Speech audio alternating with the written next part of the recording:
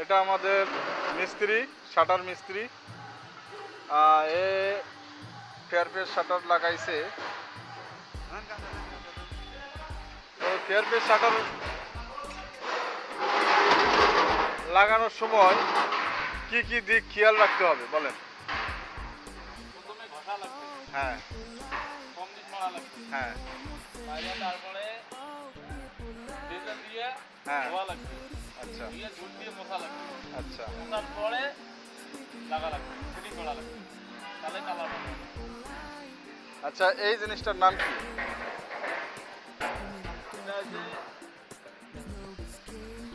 শিখলাম। সেইগুলা। আচ্ছা, ভিতরে এই জিনিসটার নাম কি? এই জিনিসটা এটা হচ্ছে পিকম। বেকন না? আচ্ছা আচ্ছা, হ্যাঁ। আর ওটা হচ্ছে টাইরন। টাই রড।